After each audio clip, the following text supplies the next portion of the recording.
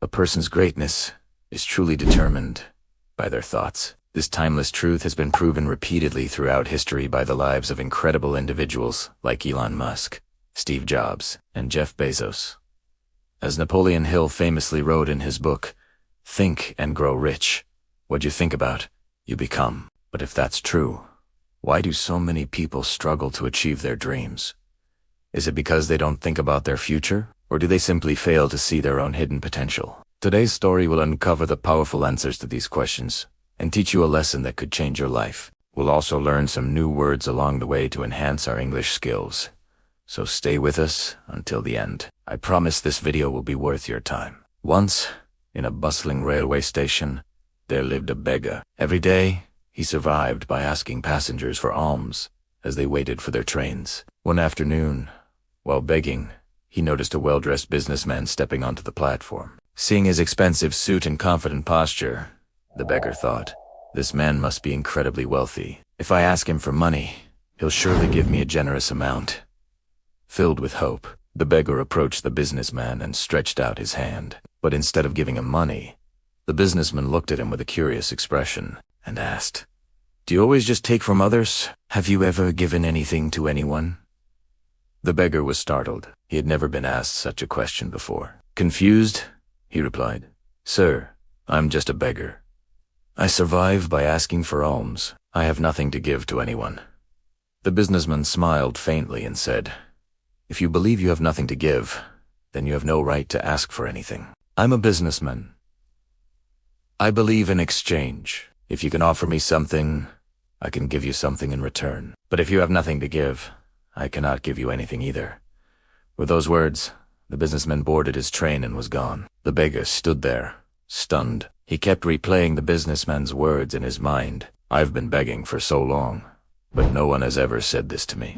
He wasn't rude, but he spoke the truth. If I can't offer anything in return, why should people give me anything? For the very first time, the beggar realized that maybe this was why he never received much, because he offered nothing back. That night, he lay awake, deep in thought.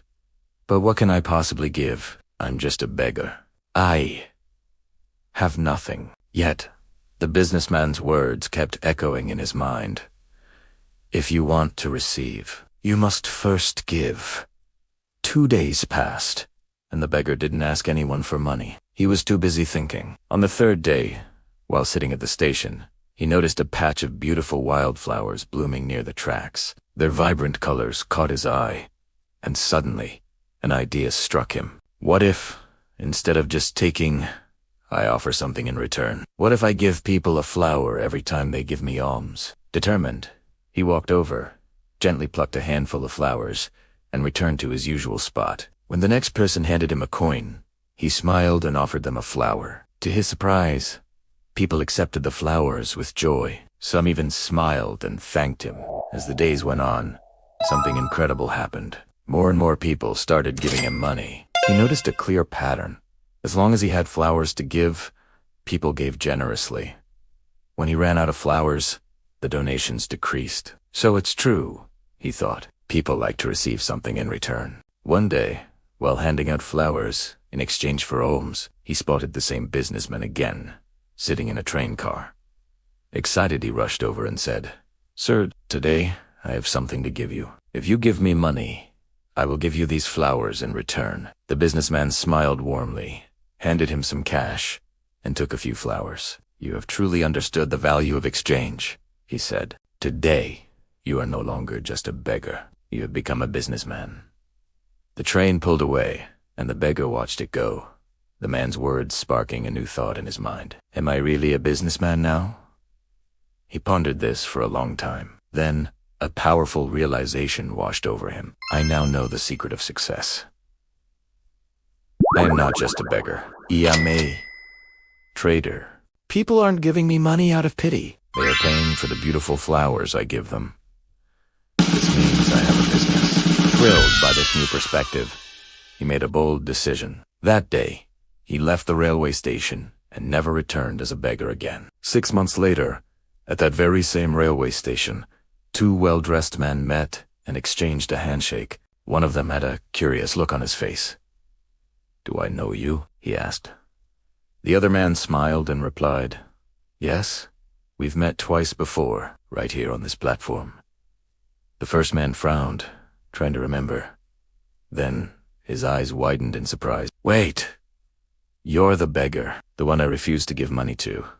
And then later, I bought flowers from you." The former beggar laughed. "Yes, that was me. But today, I am no longer a beggar. I run a successful flower business, and I'm traveling to expand it even further." The businessman was completely astonished. "That's incredible. What changed?" The flower seller smiled. "You did. You taught me one of life's greatest truths. We only receive when we give." That day, I realized I was never really a beggar. I was a businessman all along. I just had to see myself that way. The two men shook hands again, this time as equals, before boarding their separate trains, heading towards their respective futures. Your life is shaped by how you see yourself. If you believe you are small, you will remain small. But if you recognize your own inner potential, you can achieve greatness.